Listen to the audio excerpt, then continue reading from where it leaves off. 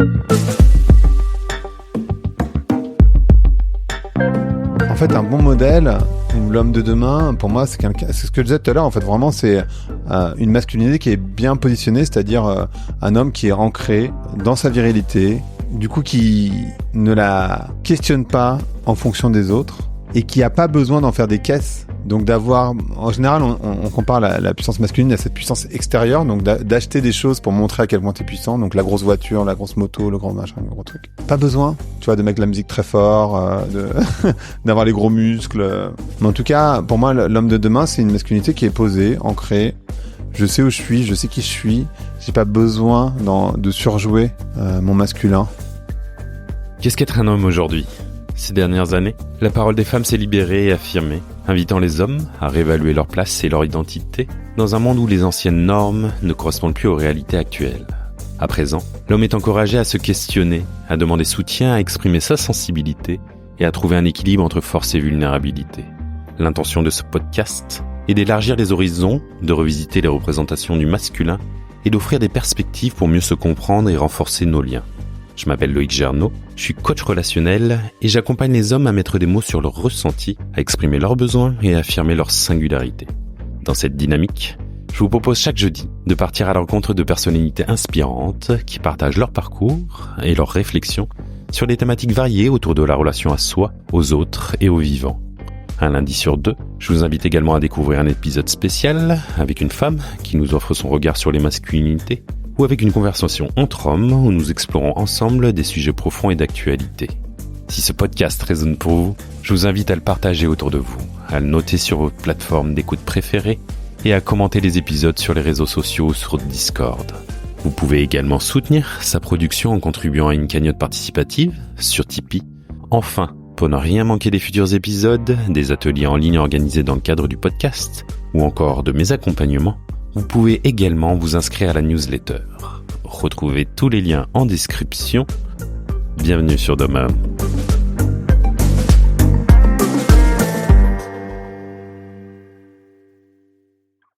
Grégory Pouy est l'une des personnes qui m'ont inspiré dans la création de Doma Home. J'ai toujours admiré sa capacité à questionner les normes et à offrir des perspectives nouvelles sur des sujets essentiels, notamment à travers son podcast Vlan. Il y aborde des thématiques comme l'évolution de la société, le lien à soi et aux autres, et la manière dont nous pouvons vivre de manière plus alignée. Dans cet épisode, Grégory nous parle de l'histoire derrière Vlan, mais également de son cheminement personnel, marqué par des questionnements sur son identité masculine et la façon dont il a réconcilié force et vulnérabilité. Ensemble, nous discutons de ce que cela signifie d'être un homme dans la société actuelle, avec ses contradictions et ses injonctions, et comment naviguer entre les attentes sociales et un masculin plus authentique. L'écologie intérieure est également au cœur de notre échange.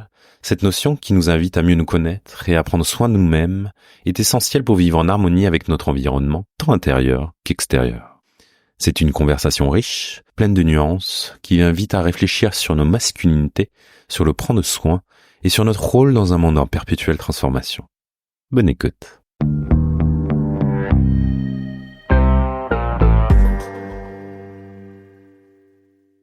Salut Greg. Salut, comment ça va? Bah écoute, bien et toi, Coq? Bienvenue. Bah, plutôt pas mal, écoute, on est en plein été, ça travaille, mais ça travaille depuis Lisbonne, donc j'oscille entre l'océan et le travail. Ouais, comment tu te sens? Je me sens bien. Ouais. Toi? Bah écoute, je vais le dire direct, hein, tu es une des sources d'inspiration pour ce podcast, donc forcément il y a une petite appréhension et une excitation de t'accueillir, et donc mais une joie. Je suis heureux de t'avoir avec moi, et merci d'avoir. Bah ouais, merci d'avoir répondu à cette invitation, et non, très heureux. Et comment tu te présentes, Greg? Comment tu te présentes au monde? Eh ben écoute, pour être tout à fait sincère, ça dépend du moment. Et ça dépend des personnes à qui je me présente. Donc j'ai plusieurs définitions. Parfois, souvent, je dis podcasteur, et j'enchaîne avec mon drive, parce que je pense que c'est important. Ouais, c'est quand même souvent comme ça. Parfois, je commence par le drive, je parle même pas du podcast. Je commence par le drive et j'explique les différents moyens par lesquels je le fais. Et ouais, en général, c'est quand même pas, enfin, c'est quand même bizarre, mais c'est quand même à travers ce que je fais, malgré tout. Mais le drive, ça me semble important parce que finalement, moi, tout est assez bien aligné. Donc, j'ai pas de problème de parler de ce que je fais parce que ça me définit effectivement. Parce qu'en fait, c'est ce qui drive ma vie dans l'absolu. Donc, en général, mon drive, moi, c'est de transmettre de la connaissance et une forme de sagesse autant que je peux. Et je le fais par plusieurs moyens. Deux podcasts. Un sur l'évolution de la société qui s'appelle Vlan, et l'autre sur le leadership et le soin dans le leadership. Enfin, le leadership qui pour moi est le leadership au XXIe siècle, qui s'appelle Ping. Et parallèlement à ça, je donne des conférences, j'ai écrit un livre, j'ai donné des cours. J'interviens dans les entreprises pour les aider à se transformer, libérer la puissance des leaders d'un côté et remettre l'engagement des collaborateurs au centre, c'est-à-dire prendre soin des collaborateurs. Donc voilà. Et en fait, c'est ce que je fais, mais en même temps, c'est ce qui m'anime. Donc du coup, les deux sont très alignés, donc ça me dérange pas du tout de me présenter. En général, on dit qu'il faut pas parler du boulot en premier, c'est chiant que ça.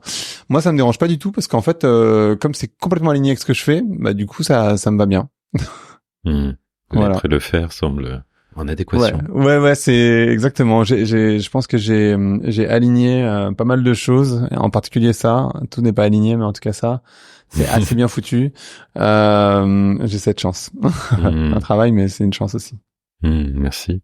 On va dérouler un peu le fil de tout ce que t'as présenté. Genre, j'ai forcément, c'est ce que je voulais dire tout à l'heure, c'est une espèce de, finalement, c'est marrant, t'as créé ce podcast Vlan qui m'a inspiré beaucoup et du coup je t'invite, donc c'est comme si tu t'interviewais toi-même. Non, quand même pas. Non, ça mais j'espère. Ça serait très égotique pour mais ce que je veux dire, c'est, tu vois, il y a une espèce de cercle vertueux en fait au final. Ouais, non, c'est génial. Moi je trouve ça incroyable d'avoir pu, tu vois, inspirer d'autres personnes.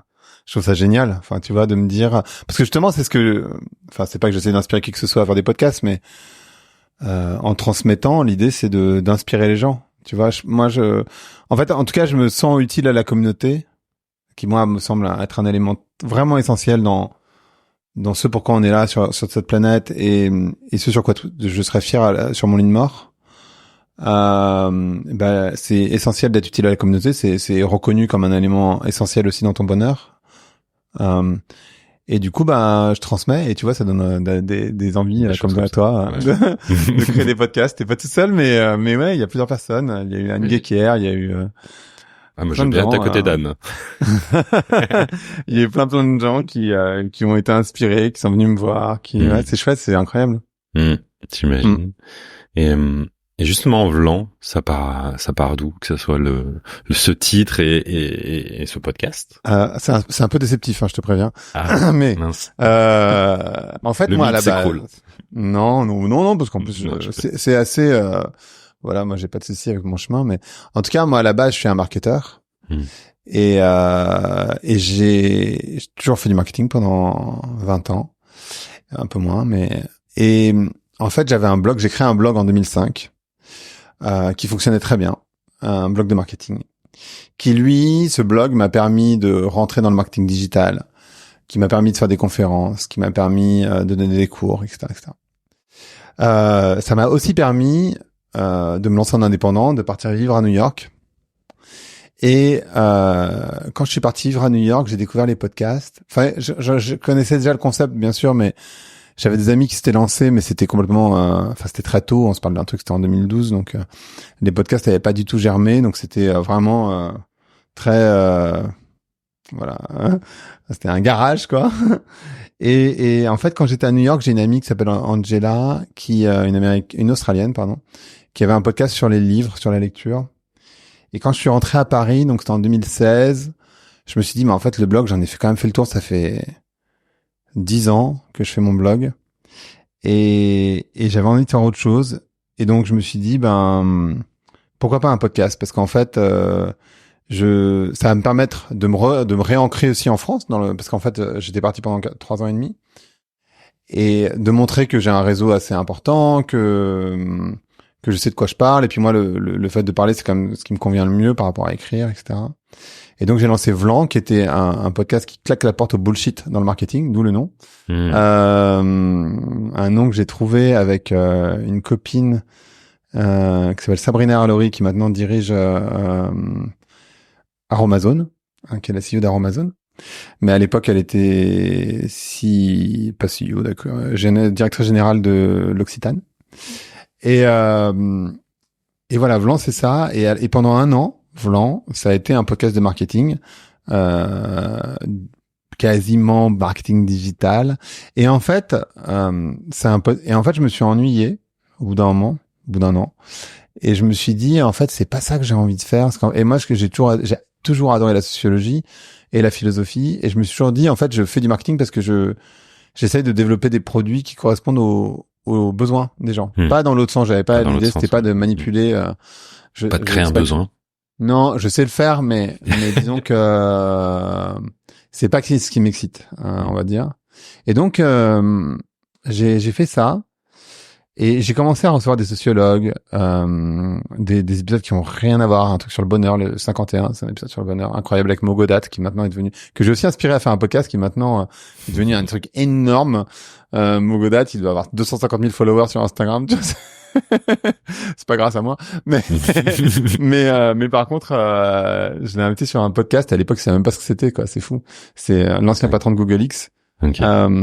Voilà, qui maintenant a écrit un bouquin sur le bonheur. Enfin, il a écrit plusieurs bouquins sur le bonheur. Il est assez incroyable. Donc l'épisode 51, il y a très longtemps, j'ai fait Esther Perel, bon, que les Français connaissent pas très bien, mais qui est une femme incroyable, on en a parlé l'autre jour. C'est la thérapeute de couple la plus connue au monde. C'est vraiment une femme incroyable. C'est l'épisode 40, donc c'est vieux. Donc tu vois, je commençais à m'ouvrir. Et en fait, en m'ouvrant, j'ai commencé à ouvrir aussi à l'écologie. Et là, je me suis dit, j'ai un problème. Parce que ce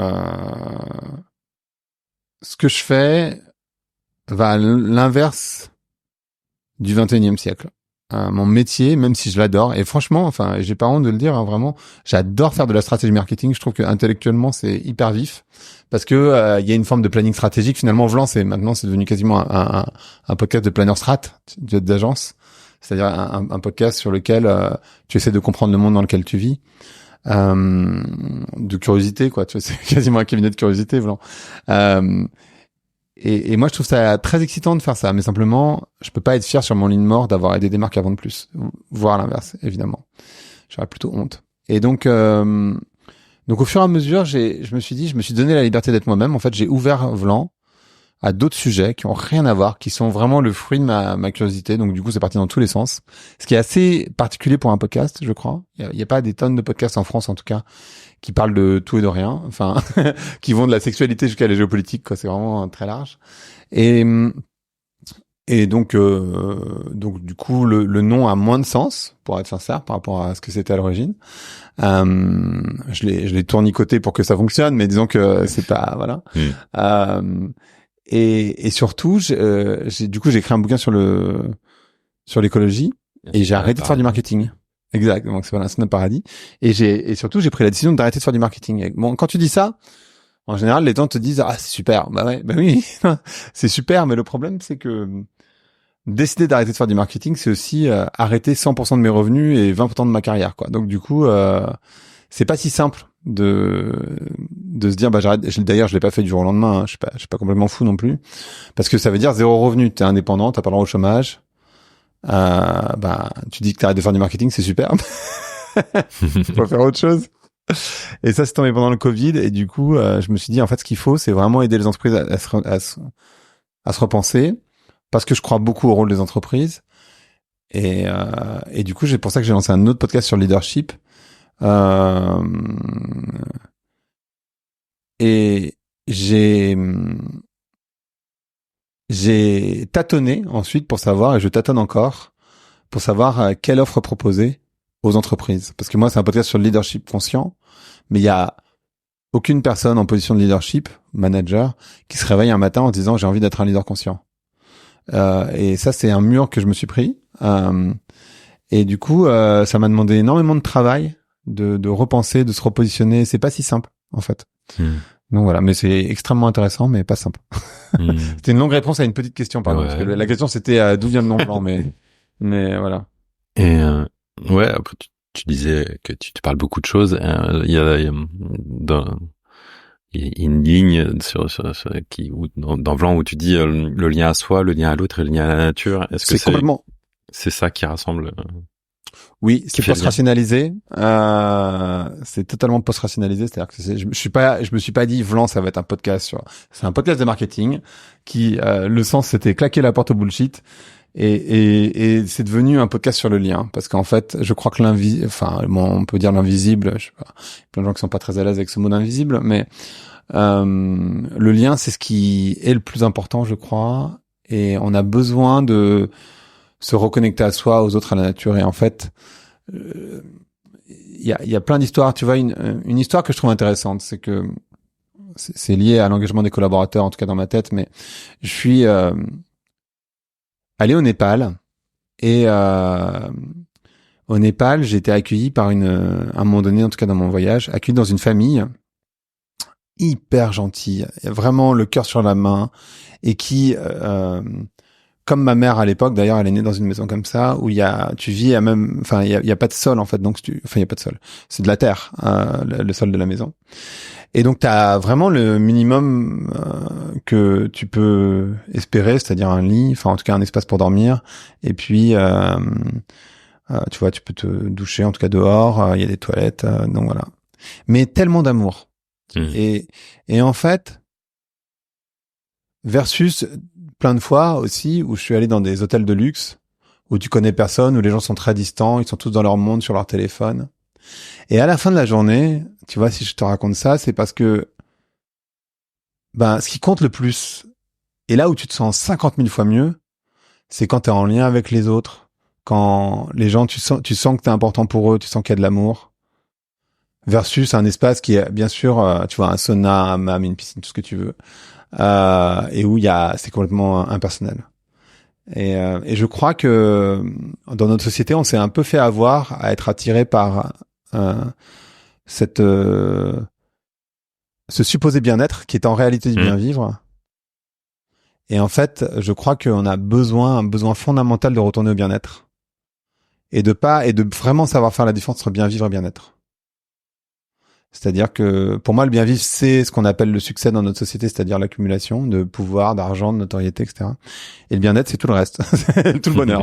Parce qu'en général, pour avoir le bien-vivre, tu travailles comme un âne et tu passes complètement à côté de ton bonheur. En tout cas, la manière dont il est défini par Harvard. Donc voilà. Ouais. Et on a beaucoup parlé de développement personnel ces années, encore plus, je pense, après le Covid. On commence à parler de développement relationnel. Est-ce que c'est pas ça la suite, ou en tout cas, est-ce que ça va être une nouvelle mode? En fait, le truc du développement personnel, je suis très attentif à, c'est pas que je suis contre. J'ai lu plein de bouquins, sur ce sujet.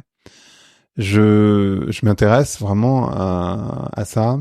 Mais ce que j'observe, c'est qu'on est tellement dans une logique d'accumulation, aussi de connaissances, et beaucoup de personnes qui sont dans cette démarche de développement personnel, ils ne font pas bien la différence entre savoir, donc je sais que ça existe, comprendre, j'ai lu les bouquins, intégrer et agir.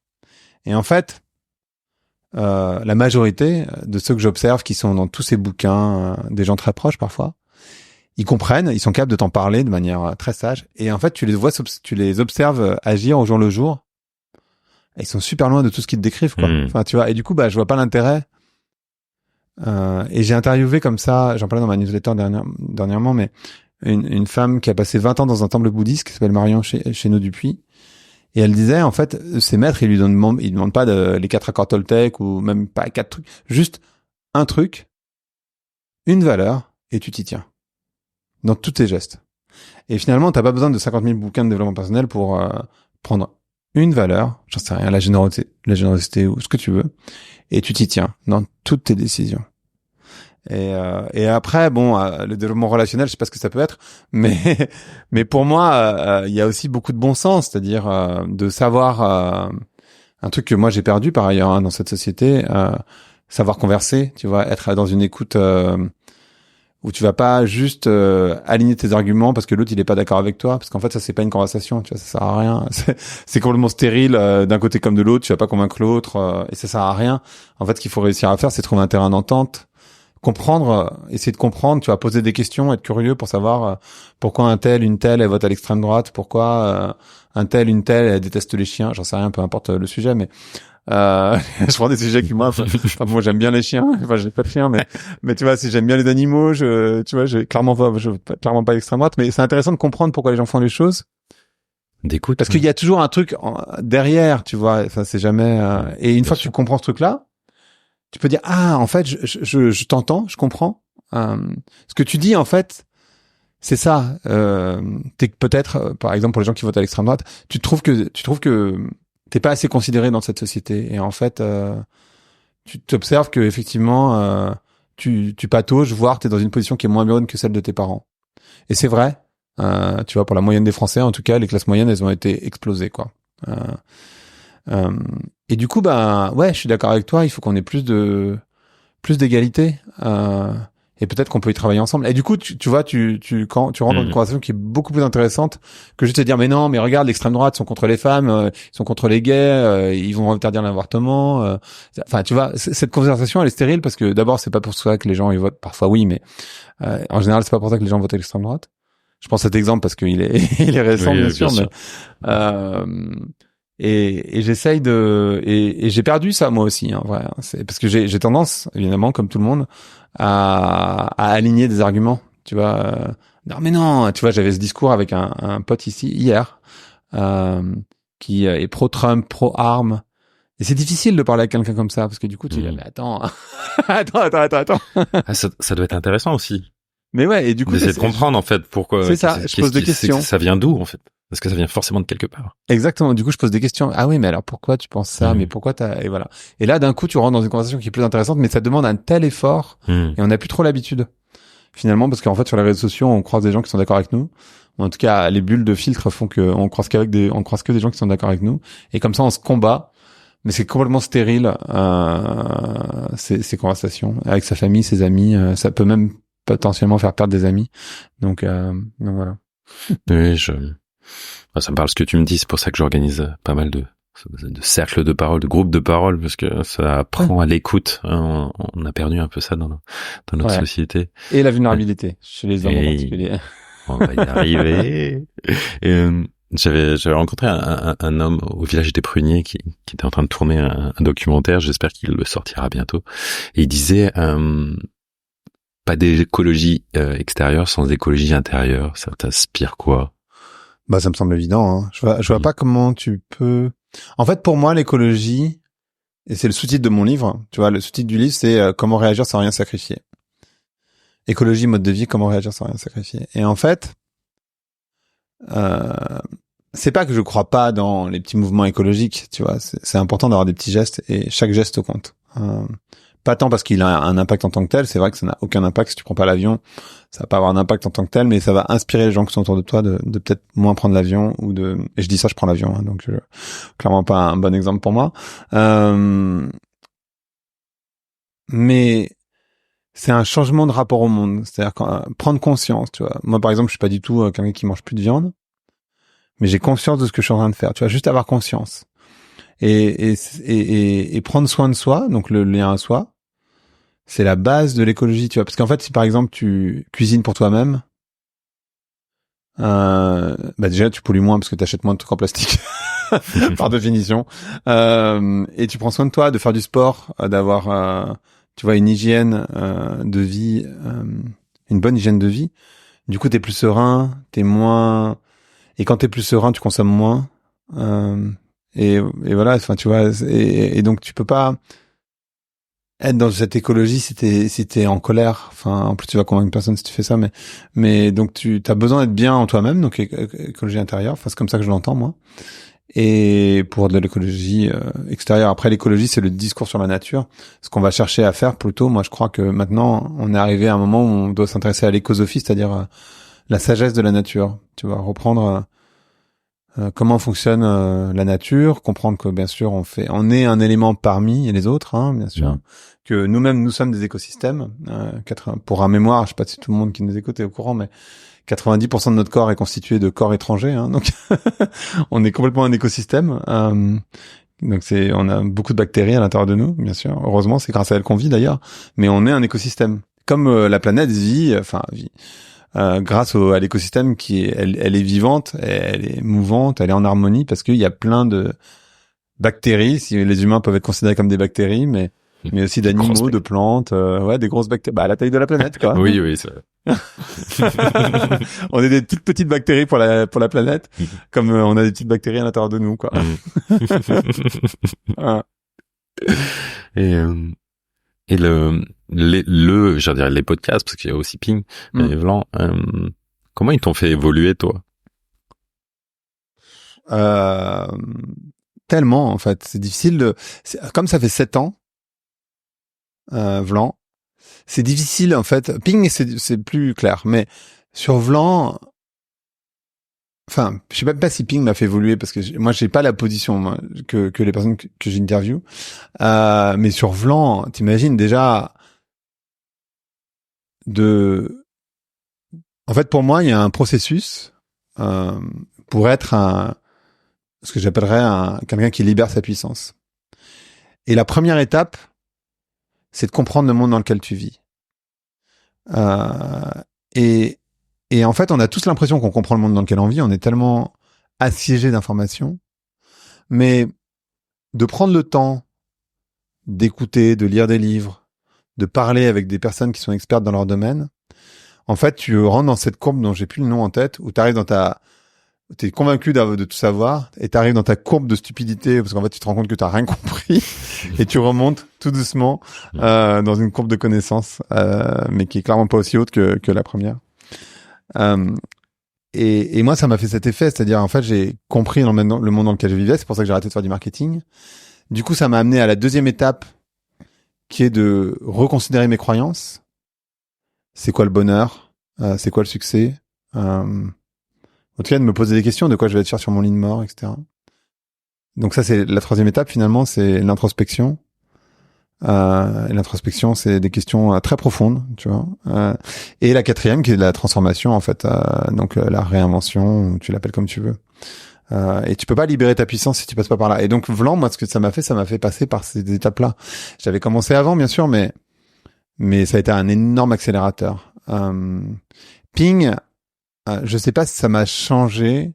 Je pense que ça me donne de l'espoir parce que je trouve des CEO, donc des patrons d'entreprises, qui ont une approche de leader, ce qui est assez rare. On a beaucoup de managers, très peu de leaders en France, enfin dans le monde, dans les entreprises en général, et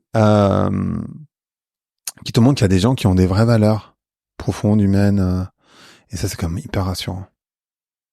Mais c'était le but de Ping. En fait, le but de Ping, c'est de montrer que c'était possible, et pour donner l'exemple et pour donner envie aux autres de le faire, donner la permission aux autres de le faire en montrant qu'il y avait d'autres qui le faisaient.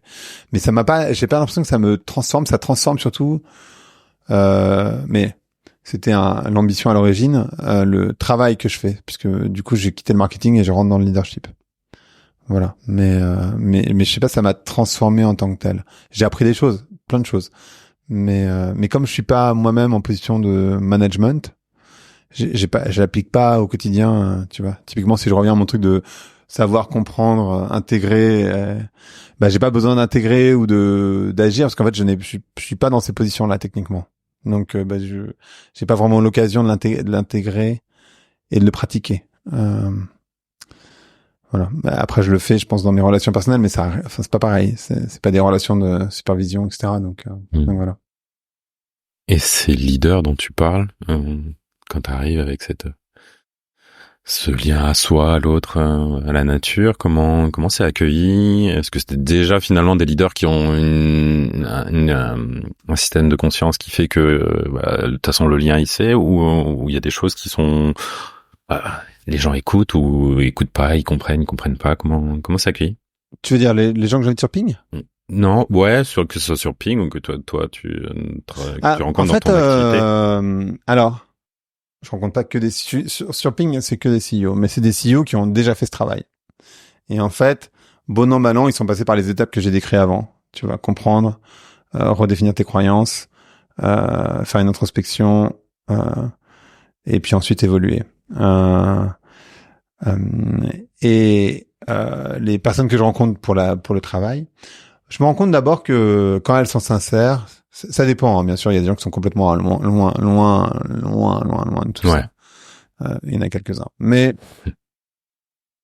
en tout cas, ceux que je croise, ils ont envie d'aller vers ça. En fait, on est tellement dans un moment particulier où globalement la religion a été remplacée par le capitalisme et on est en mal de valeurs. C'est-à-dire qu'en fait, on a plus de... la religion, moi, j'ai jamais été religieux, mais enfin, on peut que reconnaître quand même qu'il y a plein d'avantages à la religion. Le premier, c'est tout un système de valeurs et d'éthique qui est quand même structurant pour la société. Des rituels. Il y a des rituels qui sont extrêmement importants et dont celui d'aller à l'église. Alors, je prends la religion catholique parce qu'on est en France. Et que malgré tout, même si c'est un pays laïque, c'est quand même un pays à l'origine plutôt catholique. Oui, il y a tout un héritage. Voilà. Et le fait d'aller à l'église, mais ça m'associe avec la Mecque, ou je sais pas comment ça s'appelle chez les Juifs d'ailleurs, mais le fait de regrouper des gens de toute origine à un moment donné dans la journée, bon en l'occurrence pour la messe le dimanche, ben en fait, tu sais, c'est un rituel qui est extrêmement important. Qu'on a perdu évidemment, et du coup on ne se croise plus. On croise que les gens qu'on aime bien et qui font partie de nos cercles sociaux, donc qui sont dans les mêmes classes sociales, etc. On a complètement perdu ce truc. On a perdu l'éthique, la valeur. Tu vois, je discutais ce midi avec une amie. Je disais c'est fou parce que avant un très bon chasseur, donc il y avait pas de frigo bien sûr quand on avait des chasseurs, enfin pas des chasseurs des temps modernes. Hein, je parle des chasseurs de l'époque, les chasseurs à l'arc. Et ben si tu as beaucoup de bêtes, par définition il peut pas les garder, donc il va les donner. Tu vois, je veux dire, qu'est-ce que tu veux qu'il en fasse? Et en fait il a un crédit social associé au fait de donner des bêtes. Il est reconnu comme un bon chasseur, il est reconnu et du coup il est célébré en tant que bon chasseur, quelqu'un de généreux, etc., etc. Et dans notre société aujourd'hui, on a tellement été abreuvé de capitalisme financier. Je suis pas anticapitaliste. Hein. L'idée, c'est vraiment pas. Dans le capitalisme, il y a plein de nuances quand même. Et je pense que voilà, c'est ça dont on manque de nuances. Donc, je parle bien de cet capitalisme un peu surentraîné, quoi. Parce que j'ai pas du tout envie de retourner au troc non plus. Mais où aujourd'hui, celui qui est débile, c'est celui qui n'essaye pas. Si t'as beaucoup d'argent, qui essaye pas de gruger les impôts. Ah bon, tu fais pas d'optimisation fiscale? Enfin. Tu vois, et finalement, il y a quasiment une reconnaissance sociale, en tout cas de ton cercle, à essayer de gruger les impôts. Et c'est quand même fou, parce que c'est-à-dire que du coup, t'es pas dans l'utilité à la communauté, t'es dans l'autre sens. C'est-à-dire que ce qui est reconnu et ce qui va te donner de la reconnaissance sociale, c'est d'essayer de gruger les impôts. Et tu vois, pour les gens qui nous écoutent, qui sont pas, sans doute, pour la majorité, dans cette position-là, faudra leur poser la question de savoir si demain ils gagnaient 10, 15 millions, est-ce qu'ils chercheraient pas à pas payer admettons, tu vends ta boîte, tu touches 5-6 millions. Est-ce que tu ferais pas en sorte de pas payer les 30% d'impôts qui sont dus dans ces cas-là? Donc, c'est-à-dire, 6 x 3, 18, payer 1,8 million d'impôts. Est-ce que tu le fais? Est-ce que tu le fais pas? Si t'as l'option de le faire, est-ce que tu le fais pas? Et en fait, essayer d'être sincère avec soi-même et de se dire, attends, moi, si j'étais dans la position, je touche 6 millions, est-ce que j'ai envie d'en perdre 2 aux impôts? Voyons voir. Est-ce que c'est perdu, tu vois? Et c'est un peu perdu parce qu'on n'a pas de reconnaissance sociale d'ailleurs pour les gens qui perdent des impôts. Il n'y a pas vraiment une reconnaissance aujourd'hui pour les personnes qui sont les plus riches. D'ailleurs, elles payent pas beaucoup d'impôts, hein, les gens qui sont les plus riches en France. C'est un peu le truc. Je crois que les 500 familles de Françaises les plus riches, elles payent, je sais plus, c'est 10% d'impôts. Ou j'ai pas le chiffre en tête précisément, mais enfin, c'est moins que la moyenne des Français, en tout cas, ça c'est sûr. Et oui, et puis je trouve que voilà, parce que aussi à quoi ça m'a connecté là quand tu parlais d'église et donc de se retrouver des gens qui viennent de tout statut social, de toute couleur, de tout genre, etc. Il y a quelque chose d'humaniste, je trouve, en tout cas, et oui, et ça se perd, ça, ça s'est perdu, je trouve. Ben oui, parce qu'on est tombé dans un égoïsme crasse, mais je pense pas Je sais qu'il y a beaucoup de gens qui pensent que c'est le fond de l'humain. Moi, je crois pas. Moi, ce que j'observe, et je viens d'une famille très modeste, c'est que on se pose toujours la question pourquoi les gens pauvres sont plus généreux que les gens riches, tu vois. Et c'est souvent le cas. Je sais pas si t'as remarqué ça autour de toi. Mais en fait, moi, ce que j'ai observé, c'est que les gens pauvres, ils ont rien à perdre, ils ont rien. Donc, en fait, du coup, ils sont assez généreux avec ce qu'ils ont parce que ils vivent un peu au jour le jour. Les gens riches, ils ont peur de perdre. Il y a un rapport à l'argent. Et du coup, en fait, quand tu possèdes et du coup, t'as peur de le perdre. Et du coup, tu n'es pas généreux. Ça dépend, bien sûr. On est bien d'accord que chaque cas est différent et Bien sûr. À toute généralité, il y a des contre-exemples. Mais enfin, de manière assez générale, j'ai quand même observé que les gens très riches sont pas très généreux. Et que plus t'es riche, moins t'es généreux, à la hauteur, en tout cas, de ta richesse.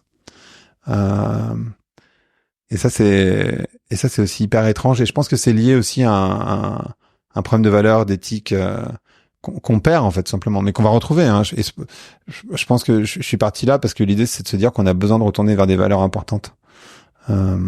Et comme le capitalisme a remplacé l'écologie, et du coup les gens sont perdus parce qu'ils ont plus de système de valeurs. Oui. Je pense que c'est aussi pour ça qu'il y a un vote vers l'extrême droite. C'est revenir à un truc qu'on connaît quoi, à peu près. Enfin, même si c'est certainement pas la bonne solution, mais enfin. Ou soi-disant on n'a jamais essayé. Bref. Voilà. Non, on va pas faire des débats sur l'extrême droite. Non. Mais en tout cas, il y a un truc que je comprends dans le vote extrême droite, qui est de retourner à des valeurs qu'on connaît. Tu vois, c'est rassurant d'une certaine manière de se dire, voilà,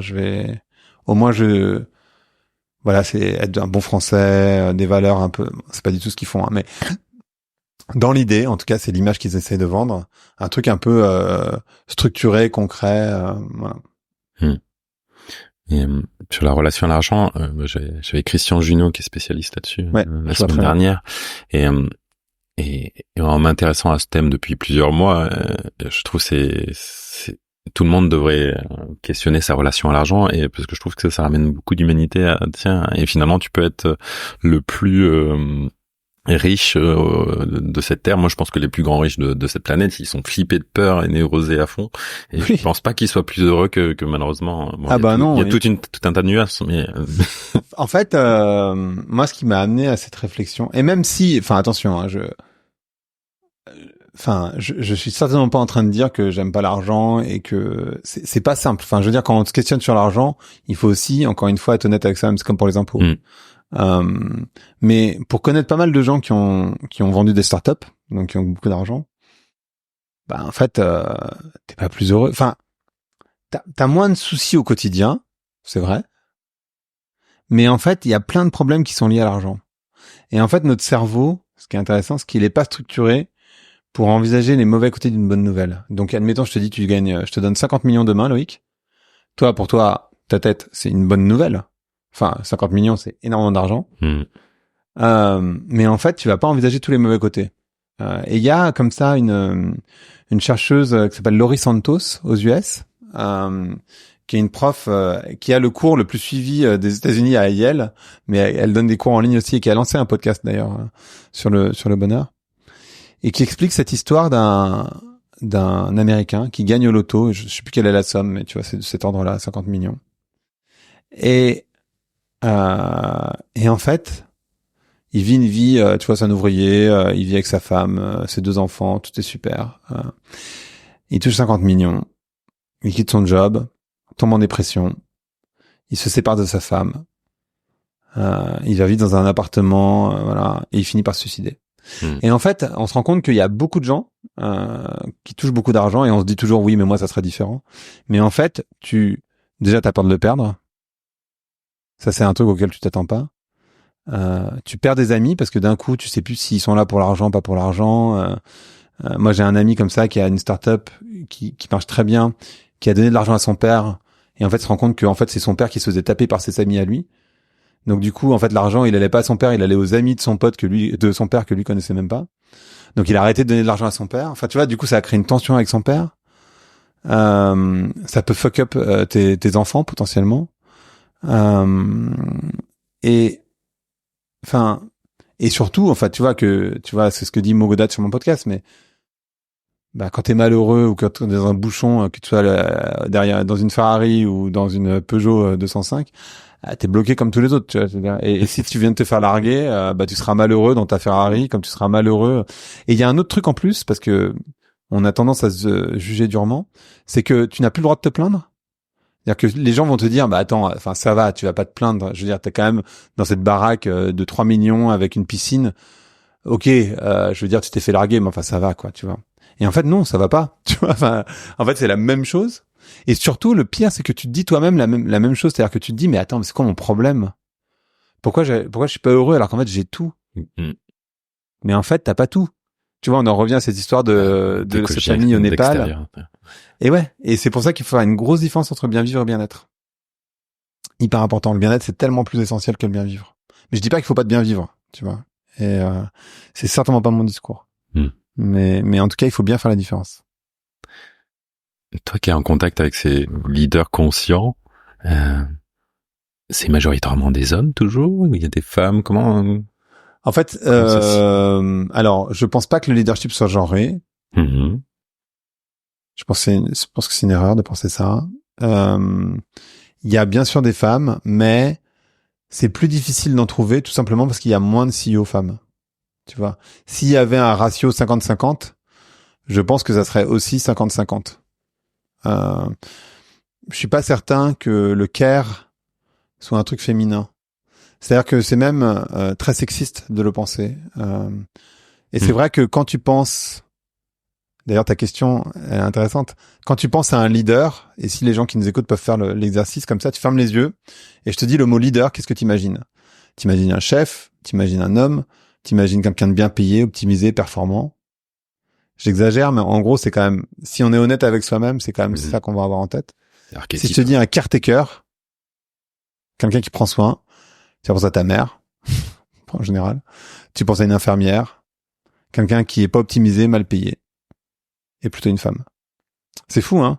Et en ça, il faut juste reconnaître que notre société, elle est sexiste, en fait, tout simplement. Et c'est ok. Enfin, moi, je trouve que ce qui est le plus problématique dans notre société, c'est de pas reconnaître ce qui est. C'est-à-dire, notre société, elle est un peu raciste, elle est un peu antisémite, elle est clairement sexiste, mais c'est pas grave. Enfin, tu vois, c'est notre culture. Le problème, moi, je pense que c'est ça qui crée de la tension, c'est que de pas vouloir le reconnaître.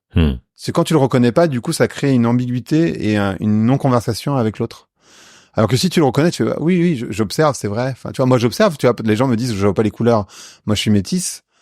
Moi, j'ai clairement des trucs racistes. Enfin, je le vois, je l'observe, tu vois, ça m'est arrivé, il y a pas si longtemps, d'ailleurs, à New York, où je vivais chez une amie qui vit vraiment dans le West Village, donc vraiment le côté le plus riche de New York. Et j'avais pas les clés pour rentrer, et je vois une femme noire en jogging qui sort les poubelles. Et 2 secondes dans ma tête, je me suis dit, une femme de ménage. Tu vois, je dis pas que j'y ai pensé pendant très longtemps, j'ai observé la pensée, je me suis dit, non, Greg, potentiellement, c'est pas la femme de ménage. Et il se trouve que c'est la meuf qui vivait dans le penthouse, donc l'appartement le plus cher de l'immeuble. Et c'était la proprio.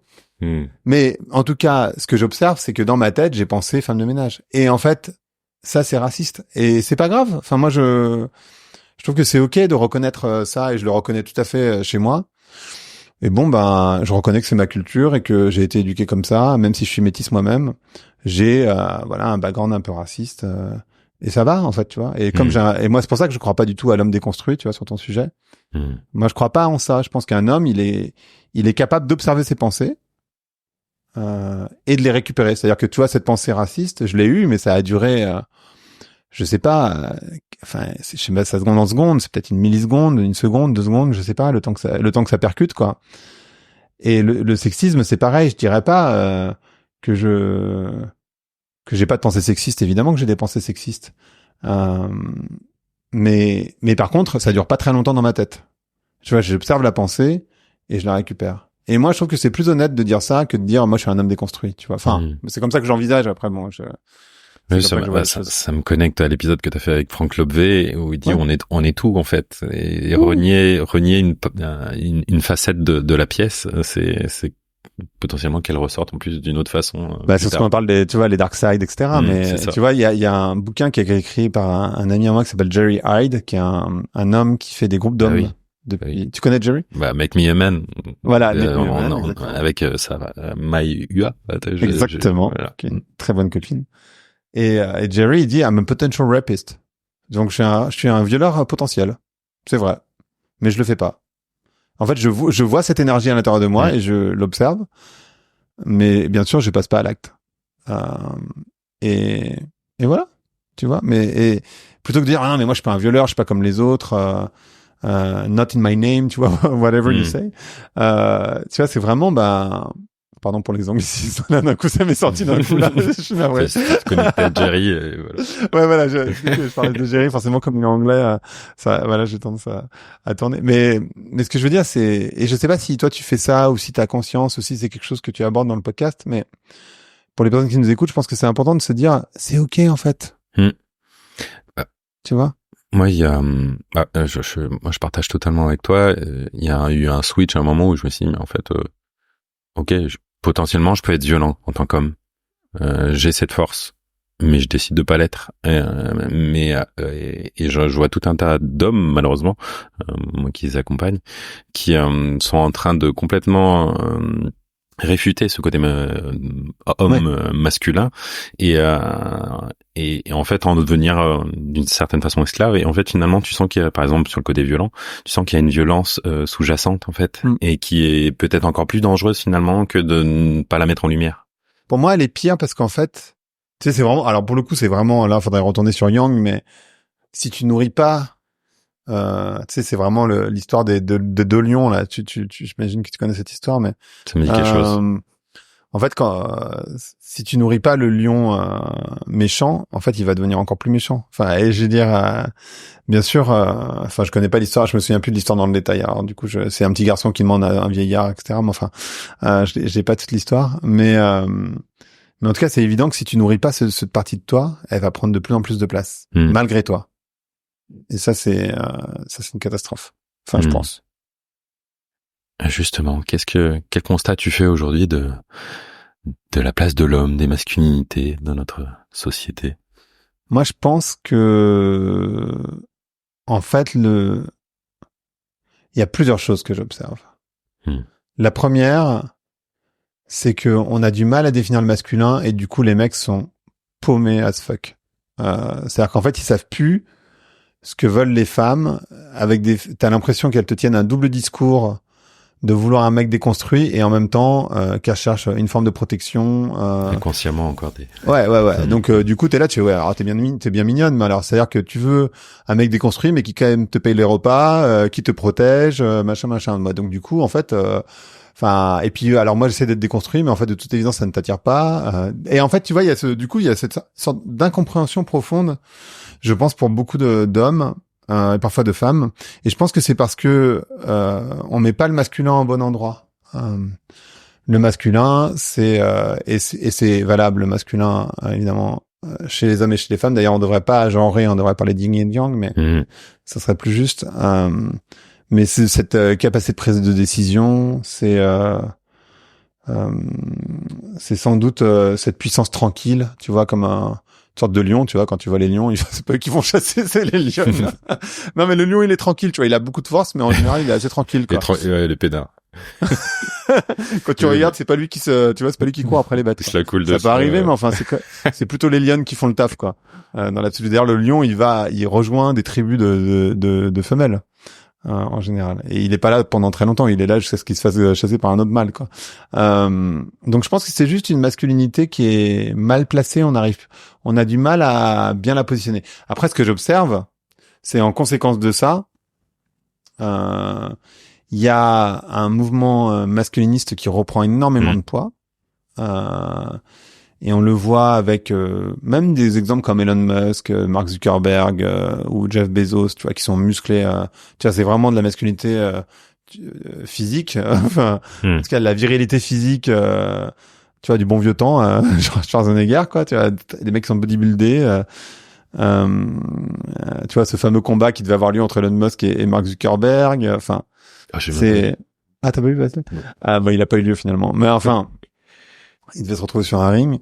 Et c'est fou, en fait, de penser, voilà. Et en fait, il donne l'exemple. Enfin, l'air de rien, il manipule les imaginaires. Et moi, je vois ce retour. Et d'ailleurs, il y a beaucoup par exemple, de jeunes noirs qui votent pour Trump parce qu'il leur redonne du sens dans leur masculinité. Tu vois, donc on voit ça. Il y a aussi ce que j'observe, et d'ailleurs, je sais pas exactement comment le traiter. Cette conversation qui devient très compliquée entre des hommes blancs cisgenres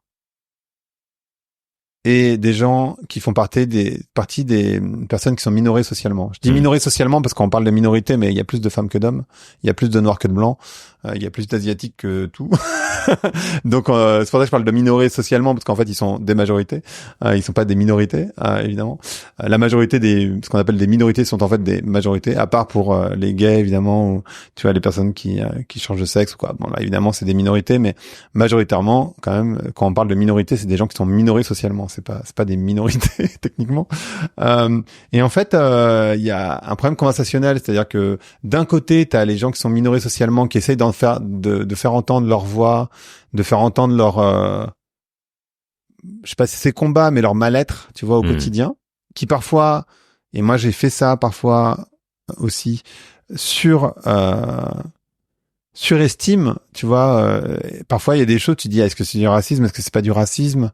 Bon, moi c'est surtout le sujet, hein, évidemment, comme je suis un homme, j'ai moins le sujet je suis un homme cis, donc du coup j'ai pas le sujet de tous les autres, enfin tu vois, tous les autres sujets par rapport aux gays ou aux femmes, mais en tout cas pour la couleur de peau, oui.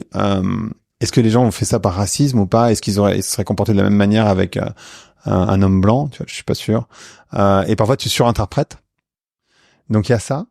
Et de l'autre côté, t'as des hommes cis blancs qui en ont marre, d'une certaine manière, d'être réduits à le connard sur pattes, quoi. En gros, c'est un peu ça. Et du coup, ça crée une non-conversation qui devient très complexe, je crois.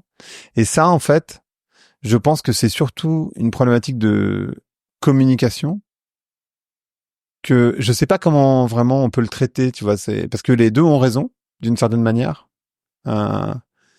Et c'est pas si simple. Enfin, en tout cas, moi, j'observe ça de manière un petit peu perplexe. Et je sais pas précisément comment le traiter. Je pense que c'est vraiment savoir écouter l'autre, être dans une sorte d'écoute active, etc., non violente, essayer de trouver des solutions en parallèle, savoir écouter, savoir aussi que la personne qui est minorée socialement puisse écouter aussi les problématiques de l'homme qui est majoré socialement, donc l'homme blanc cisgenre. Qui lui dit oui, enfin ma vie elle est pas quand même si facile que ça au jour le jour quand même. Mais ça reprend un peu l'exemple que tu as donné tout à l'heure sur l'argent et sur quelqu'un qui est ultra riche extérieurement parlant. Ça n'empêche pas que malheureusement il est peut-être ultra malheureux et il est peut-être ultra déprimé parce qu'intérieurement il y a des névroses, il y a tout un tas de peurs. Et oui, mais j'entends que ce discours actuellement il est. En fait, pardon. Vas-y.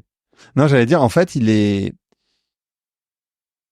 inaudible pour la majorité, enfin pas par la majorité, c'est pas vrai, par une minorité très véhémente de personnes qui sont minorées socialement. Et étant moi-même, faisant partie moi-même des personnes qui sont minorées socialement, je peux comprendre. Tu vois, en fait, je comprends les deux côtés. Vraiment, je suis pas du tout. J'entends totalement que quand t'es un homme blanc cisgenre, tu galères aussi comme tout le monde. Mais quand t'es un homme ou quand t'es une femme ou quand t'es un homme racisé ou quand t'es gay ou enfin tu vois que t'as pas des préférences sexuelles classiques on va dire, du coup tu galères encore plus. C'est-à-dire qu'il y a plein de choses qui t'arrivent qui n'arriveraient pas à quelqu'un qui donc c'est pas le cas. Donc c'est ça plus ça. Mais parfois c'est pas forcément plus. Donc c'est toute cette conversation qui est je trouve très compliqué à avoir en ce moment, mais dont la conséquence, en tout cas, est un retour vers un masculinisme assez dégueulasse. Voilà. Ouais, on a une sorte de réaction en fait. C'est un mouvement de balancier. Hein. Ouais, c'est un mouvement con, exactement. Non, mais c'est mais oui. Et Je me souviens de tes épisodes, peut-être, c'était l'épisode 100 où tu parles tout seul. Et 200. Je parle tout seul. Ouais. 200 et 300. Ouais, ok, bah, c'était le 200 et ça m'avait fait vachement de bien parce que moi j'ai beaucoup, comme je fais partie de ces hommes qui ont aussi beaucoup de copines, tu vois, parce que je trouvais, avec les femmes, ce relationnel justement sur les sentiments, les émotions, sur ce que je traverse, etc. J'ai compris que t'avais grandi comme ça, et que voilà. Et tu t'es construit comment en tant qu'homme? Quel modèle t'as eu? Quel environnement t'as eu? Ma masculinité, elle a été construite avec un père qui était pompier, qui avait beaucoup de courage, qui était fort physiquement, mais qui était très absent. Donc en fait, je peux pas vraiment dire que c'était vraiment un modèle, mais auquel j'aspirais pas des masses parce qu'en même temps il était alcoolique, donc j'aspirais pas à ce qui a été mon modèle, moi, masculin, bizarrement, dans lequel je me suis projeté, c'est Jean-Paul Belmondo, tu vois, à l'époque. Dans les films, etc. Mais qui me ressemblait pas non plus, parce qu'il n'était pas de ma couleur de peau. Donc, en fait, je pense que j'ai eu toute une période, comme beaucoup de gens métis ou de couleur, de vouloir s'intégrer absolument et de ressembler au plus possible. Ça, c'est un truc que je pense que les Blancs peuvent pas comprendre. Mais en France en particulier, parce qu'on est dans une sorte d'intégration républicaine, on te dit si tu fais pareil, si t'es pareil, tu seras intégré. C'est un mensonge. Tu ne seras jamais pareil. Tu seras jamais considéré de la même manière. Mais en tout cas, tu crois. Et du coup, tu fais un effort intense. En plus, moi, j'ai été transclasse, donc il y a eu tout aussi cet effort de compréhension des codes sociaux. Mais dans ma masculinité, je pense que je me suis construit comme ça, avec toujours un rapport aux femmes très très très particulier, parce que je me suis toujours mieux entendu avec les femmes. C'est lié à ma mère, qui avait un groupe de copines, et elle travaillait pas. Elle s'est arrêtée de travailler pour moi et mon frère. Et du coup, ma mère me gardait forcément quand j'avais 6 ans ou 5 ans. Et donc, j'étais élevé avec des femmes qui étaient des femmes au foyer, finalement, tu vois. Et donc, je restais avec ces femmes.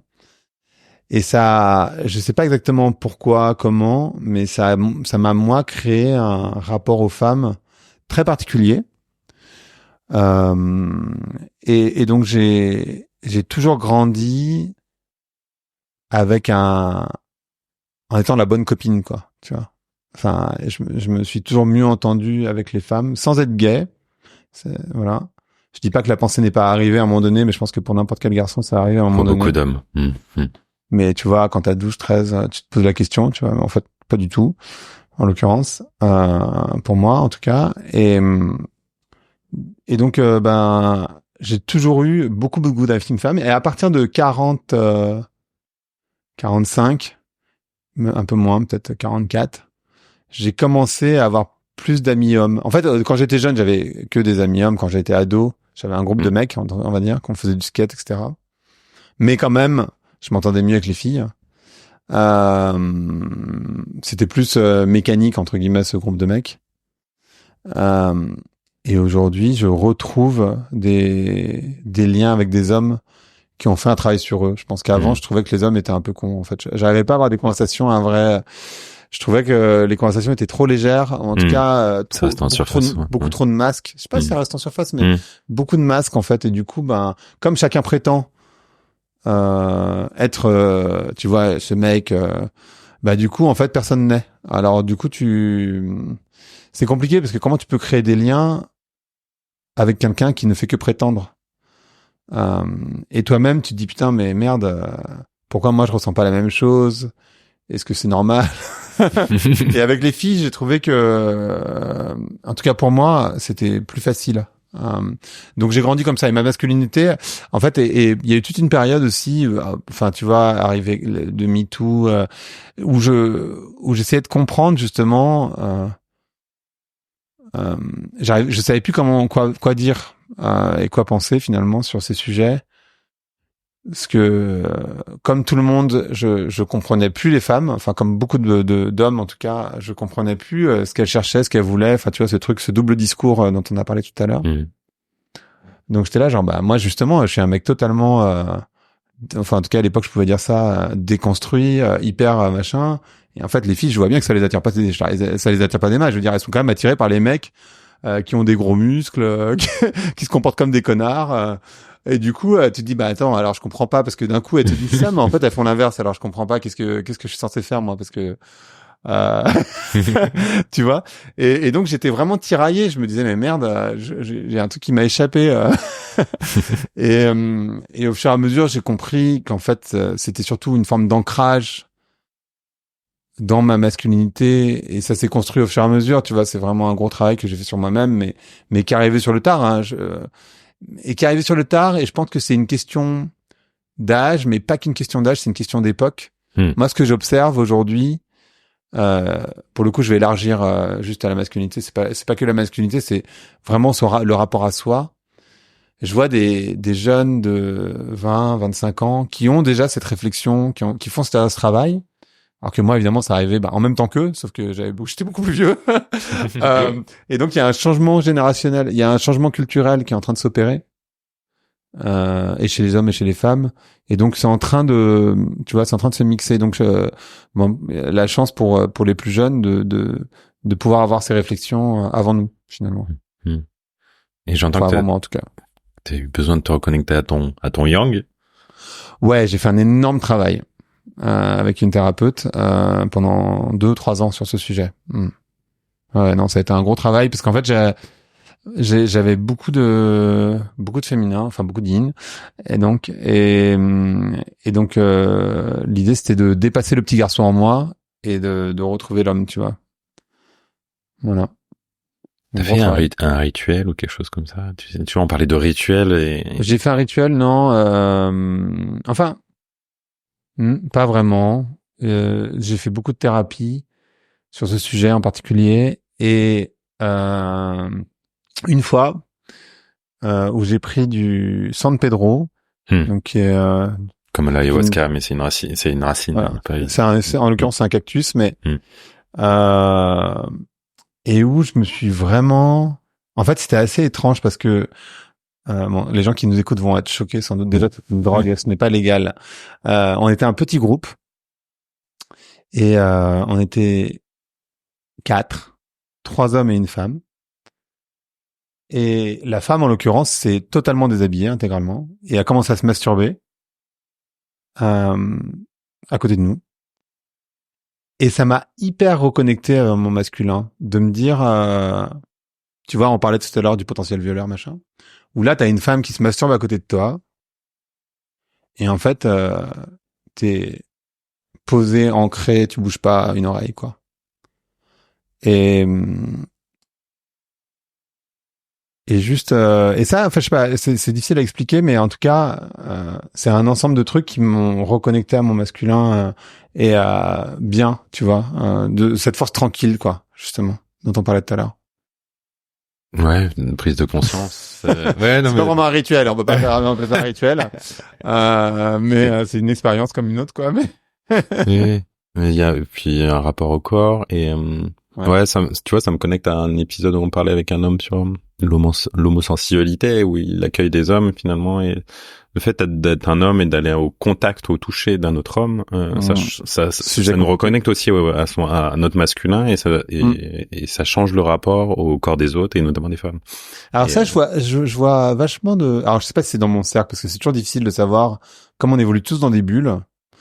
Parfois c'est compliqué de faire le tri entre ce qui est sociétal et ce qui est dans ta bulle. Enfin, moi, je trouve que c'est un peu compliqué. Mais en tout cas, ce que j'observe, moi, dans mes bulles, d'abord, c'est des hommes qui font de plus en plus de cercles d'hommes, mais aussi des hommes qui se font des grosses accolades, qui se font des câlins, quoi, tu vois, vraiment. Et c'est sans doute lié, d'ailleurs, le fait qu'ils fassent des cercles d'hommes et qu'ils fassent des câlins. Mais en tout cas, c'est plus... En tout cas, c'est pas gênant. Ou comme ça aurait pu l'être il y a encore quelques années, je pense. Enfin, il me semble.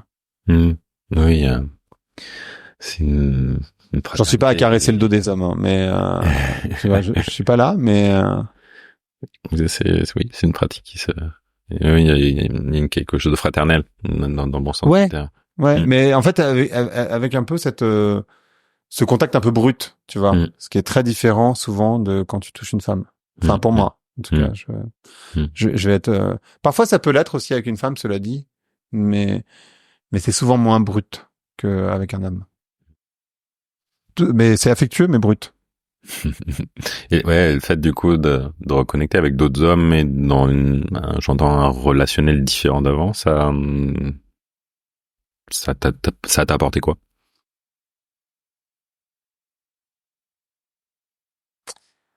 Je pense que c'est aussi parce que, alors je sais pas si ça m'a apporté. En tout cas, la manière dont je le vois, je pense que c'est lié au fait que j'ai travaillé sur mon masculin et que du coup je suis plus à l'aise. Et je pense que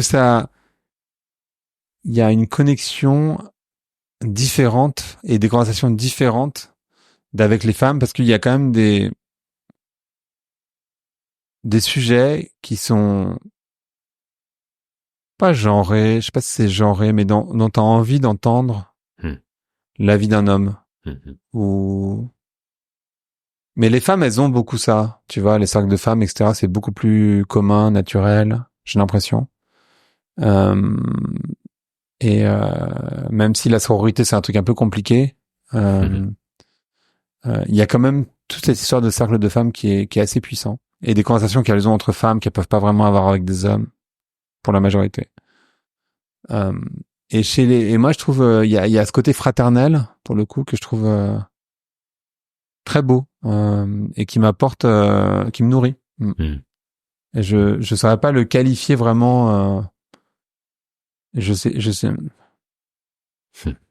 Ouais, je saurais pas le qualifier vraiment précisément, mais je le trouve très beau et très très juste, très utile, mais comme ouais. Ouais, non, je sais pas. J'en ai essayé de voir, mais en fait non, je sais pas. Et c'est quoi les codes, les comportements soi-disant masculins sur lesquels tu t'es détaché, ou peut-être que même t'es encore un peu coincé dedans? Qu'est-ce qui de ce côté-là? Je pense que j'y suis jamais allé, donc en fait, okay. Il y a, enfin, la séduction, c'est sûr que moi je pense qu'il y a des choses qui sont quand même qui s'expliquent de manière genrée. J'avais reçu un chercheur qui s'appelle Franz de Waal, qui est incroyable, qui a écrit un bouquin qui s'appelle Différent, qui est décédé cette année d'ailleurs d'un cancer, et qui est l'un des primatologues, donc qui s'intéresse aux primates, et nous sommes des primates, l'un des primatologues les plus connus au monde, et qui a fait une étude de la masculinité et du féminin, si on peut appeler ça comme ça, chez les chimpanzés et chez différentes races, parce que c'est des races différentes. Homo sapiens est une race, mais des races différentes de primates pour montrer. Et donc le bouquin s'appelle Différent, donc il porte son nom. Je veux dire, voilà, il explique bien qu'on est différent. Il n'y a pas de secret. Et je pense qu'il y a des choses quand même que j'observe en moi et que et tu vois, par exemple, l'attrait pour le physique, qui est un truc que moi je trouve complètement débile chez une femme, tu vois, quand tu choisis quelqu'un. Je trouve que chez moi, en tout cas, le physique joue un rôle important. Et je trouve ça complètement idiot parce que je sais que ça dure pas, que tu t'habitues, machin. Et pourtant, j'observe que chez moi, ça reste un critère important. Et je trouve ça con. Mais bon, bah, je peux pas nier que c'est là.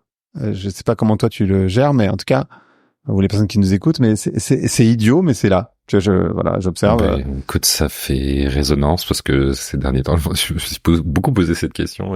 Ouais, et je crois qu'en fait, c'est assez primaire. J'avais lu une étude, alors je sais pas si c'est, tu vois, les études c'est toujours un petit peu difficile parce que tu essaies de montrer ton point, voilà, donc c'est très discutable sans doute, mais qui montrait que, comme les hommes cherchent à se reproduire, ils cherchent la meilleure génitrice, quoi, donc jeune, en bonne santé, ce qui explique aussi pourquoi les hommes parfois sont attirés par des femmes jeunes, par ailleurs. Tandis que mécaniquement, une femme, par exemple, un homme ne sera pas trop attiré par une femme qui est déjà prise. Tu vois, c'est pas c'est pas un élément qui va, c'est pas un critère, on va dire. C'est plutôt un truc qui nous fait un peu chier, tu vois, dans l'absolu. C'est pas forcément quelque chose qui te bloque, mais en tout cas, voilà. Tandis que chez les femmes, cette étude montrait que comme elle cherche un géniteur aussi, mais protecteur d'une certaine manière, qui est capable de gérer une famille, bah du coup, elles vont être plus attirées par un homme, par exemple, qui a un enfant. Parce que d'un coup, ça montre que d'abord, il a déjà été sélectionné par quelqu'un, donc le choix est déjà... Enfin, il y a déjà quelqu'un qui a fait le tri, en fait. Donc du coup, ce mec-là, a priori, il est capable de le faire, parce qu'il l'a déjà fait. Ce qui explique l'attrait, parfois, pour certaines femmes, d'hommes qui ont des enfants ou qui se baladent, tu sais, c'est connu, on a vu ça 1000 fois dans des films, mais d'un homme qui se balade avec un bébé dans un parc. Et il dit, putain, c'était un aimant à gonzesse, tu vois, ce truc. Et ça s'explique. Et je pense qu'il y a des trucs comme ça qui sont genrés. Et donc, le physique, je trouve que c'est triste. Enfin, chez moi, en tout cas, je trouve ça triste mais j'observe et donc j'essaie de m'en détacher au plus possible. Mais quand même, j'observe que c'est présent et voilà. Et attends, ta question, c'était pas précisément ça. Ta question, c'était les codes, comportements masculins hérités de notre société sur lesquels peut-être tu t'es détaché. Dont je me suis détaché. Ouais, ou avec lesquels tu t'es peut-être encore bloqué, ça par exemple je me suis pas détaché du tout, voilà, tu vois. Le physique, le mien, les muscles, je me suis pas totalement détaché non plus. Ouais, t'as l'impression de devoir répondre à un archétype de l'homme idéalisé, musculeux. Ouais, un peu quand même. Tu vois, ça serait faux de dire je fais du sport quasiment tous les jours et c'est pour ma santé bien sûr d'abord. Et mon bien-être mental, mais ça serait mentir totalement de dire que vivant au Portugal, à Lisbonne, étant souvent en maillot de bain, que c'est complètement neutre dans le fait de faire du sport. Tu vois, c'est pas neutre du tout, c'est pas vrai. Enfin, je pense que c'est important. Il faut mieux le reconnaître. Oui, mais pour moi, c'est important d'être honnête avec soi-même. Tu vois, à un moment donné, on va cut de bullshit. Genre. Parce qu'en fait, bon, donc ça, c'est pas parti. Après. Le côté protecteur, il est pas parti non plus complètement, je pense. Et bon, je sais pas si ça a besoin de partir complètement. Je crois que je suis pas certain que c'est besoin de partir, tu vois, ce truc de protecteur. C'est ok en fait, c'est plutôt agréable, je crois. Pas que tu veuilles protéger, tu vas ouvrir la porte parce que tu considères que la meuf elle peut pas ouvrir la porte, tu vois, c'est complètement con, mais un côté protecteur, je pense que c'est bien de l'avoir quand même. Et c'est pas déconstruit totalement et je trouve que c'est bien d'être là d'une certaine manière.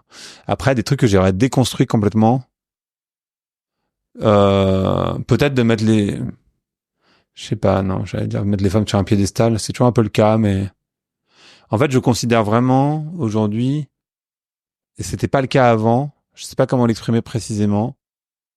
Les femmes comme des êtres humains comme les autres. Alors qu'avant, je savais évidemment qu'il y avait autant de femmes que d'hommes, mais quand même, chaque femme était pas chaque femme était un peu exceptionnelle, mais il y avait quand même ce truc de la femme exceptionnelle. Aujourd'hui, je considère vraiment que la femme est un être humain comme les autres. Ouais, voilà. Et après, un truc qui peut sembler étrange, mais je sexualise pas les femmes forcément, tu vois. Mais ça a jamais été.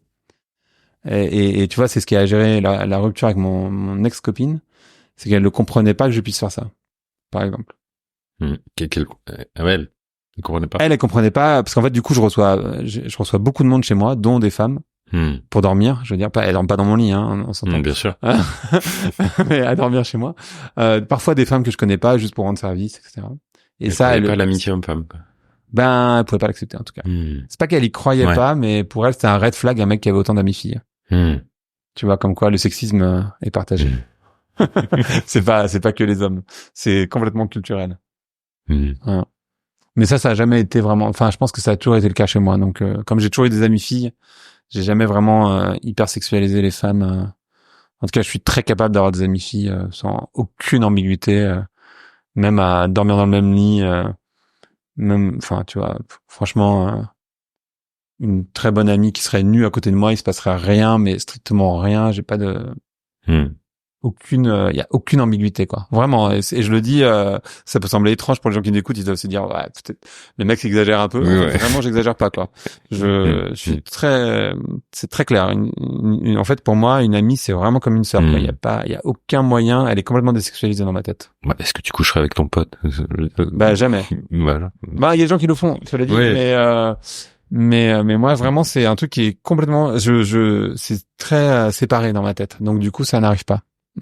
Et c'est sans doute ce qui me permet d'être autant ami avec des femmes, d'ailleurs. C'est que vraiment, je coupe les deux. Donc, voilà. T'as des hommes qui t'inspirent aujourd'hui? Jerry, ouais, d'une certaine manière. Ouais. Est-ce qu'il y a des hommes qui m'inspirent? Non, je pense qu'il y a des gens qui m'inspirent sur plein de choses, en fait. Tu vois, je pense Angelo Follet sur le rapport à l'amour, mais je sais pas sur la masculinité, je suis pas sûr que ça soit le cas. Jerry, bien sûr, sur la masculinité, c'est un peu vrai. Je trouve qu'il est très à l'aise dans sa masculinité. Je trouve qu'il est, voilà, je trouve assez chouette le bonhomme. Et après, non. Ça te vient pas. Ouais. C'est comme ça. Non, ça me vient pas. Je suis désolé. Non, je t'ai donné des noms quand même, mais rien qui soit. J'ai pas genre un nom en disant, voilà, this is my star. C'est peut-être justement un constat, en fait, finalement. Ouais, non. Je pense que, en fait, la masculinité, je crois que on est tous un peu en train de dépatouiller et d'essayer de se sortir de cette redéfinition du masculin. Et c'est, voilà, on est tous en train de se dire, waouh. Et du coup, j'ai pas l'impression. Ouais, on bricole un peu. Ouais. Mais on bricole avec en face, des femmes qui bricolent elles aussi, tu vois. Et donc, tu vois, c'est pas si simple, en fait. Et du coup, j'ai pas vu un homme qui a trouvé la martingale du bordel et où je me dirais, ah putain, le mec m'inspire de ouf.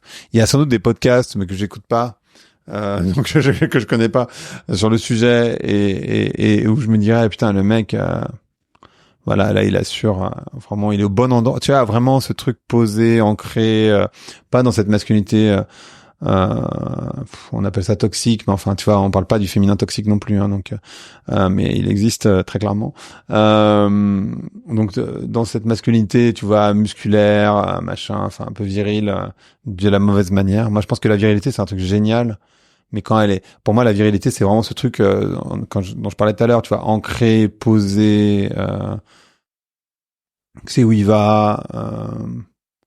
Et ça, je trouve ça assez admirable. Mais il y a pas que ça non plus. Donc, du coup, j'ai pas un homme où je me dis, ah ouais, lui, il a coché toutes les cases, quoi. Je sais pas si c'est des cases à cocher d'ailleurs, mais où je me dirais, waouh, c'est mon modèle. Je suis pas sûr d'avoir un modèle. J'ai plein de modèles.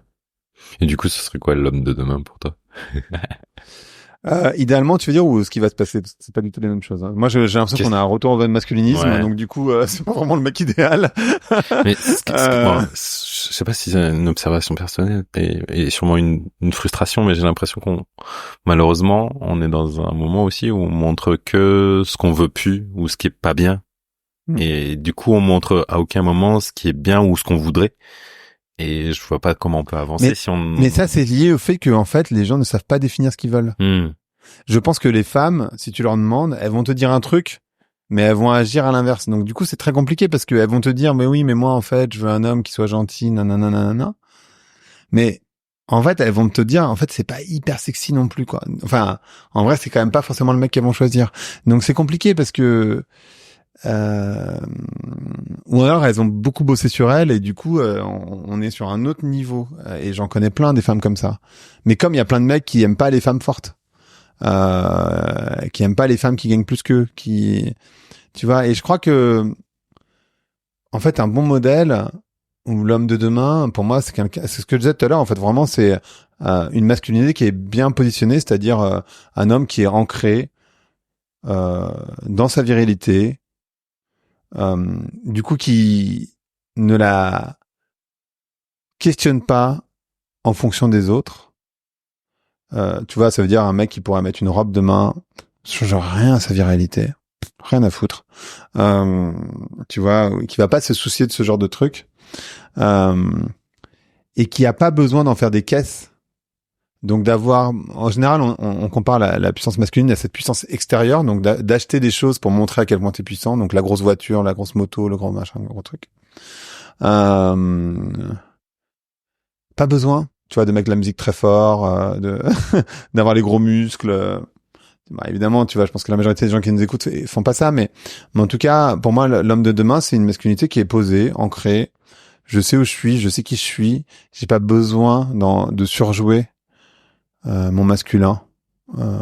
Et je suis capable, alors tu vois, de faire ce que moi, pour moi, ce que j'ai essayé de faire avec toi, tu vois, de montrer que cette capacité de réflexive sur mes propres pensées.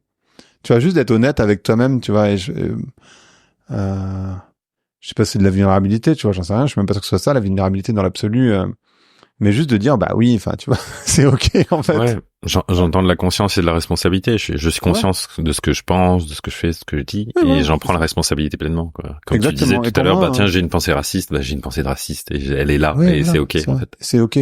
C'est pas grave. Voilà. Je l'observe. Je préfère l'observer que l'ignorer, tu vois. Et pour moi, un homme, une masculinité pour demain, il y a un peu de ça aussi, tu vois. Et c'est quelqu'un qui peut être ami avec des femmes sans que ça pose problème aussi, évidemment. Mais je pense pas du tout qu'il faille renier tout non plus, tu vois. Oui. C'est comme la compétition. Je pense qu'elle peut être bonne à partir du moment où elle part du bon endroit. Elle est pas pour écraser l'autre et te dire je suis meilleur que toi, mais qu'elle est là pour aller dépasser mes limites ou tester mes limites et savoir où j'en suis, quoi. Okay. Précisément. Ouais, exactement. Parfaitement vu, tu vois. Bon, on arrive à la fin de ce bel entretien. J'ai envie, mais bon, elle va rejoindre un peu la question. En fait, je voulais me faire un petit kiff.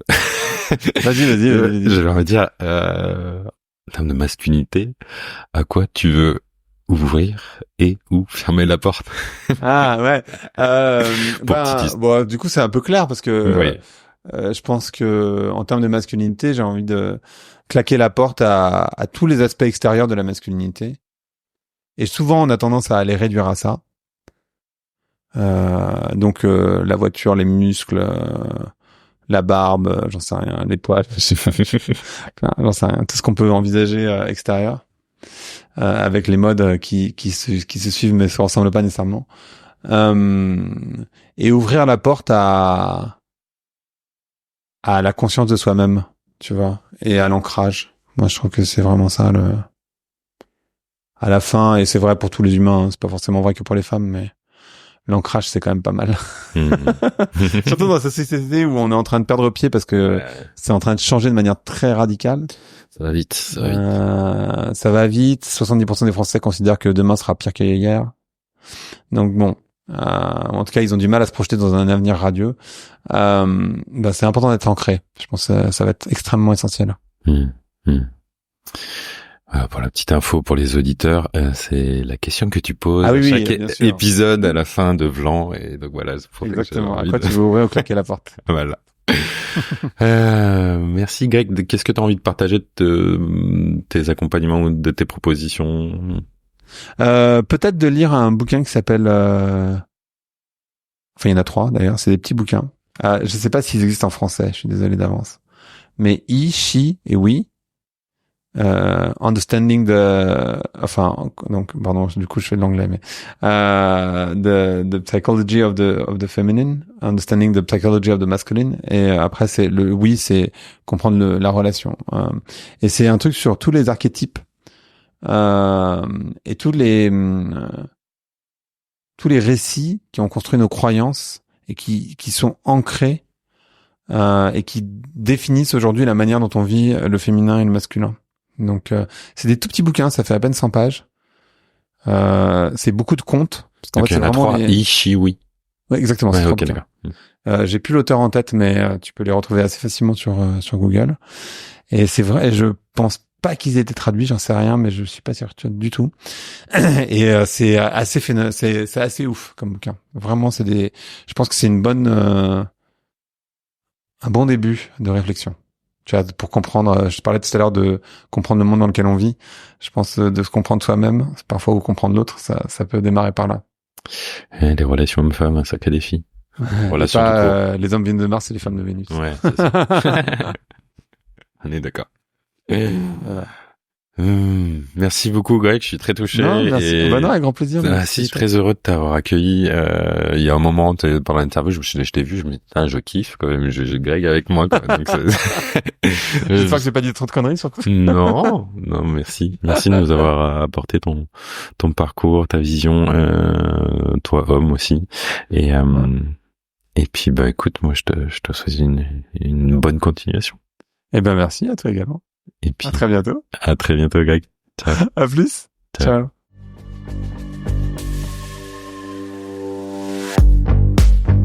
Merci d'avoir écouté cet épisode.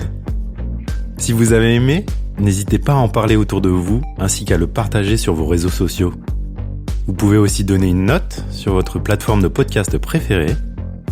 Enfin, si vous avez des suggestions, des remarques ou encore des idées d'invités, n'hésitez pas à m'envoyer un message via le site domahome.fr ou encore sur Instagram, domahome podcast tout attaché.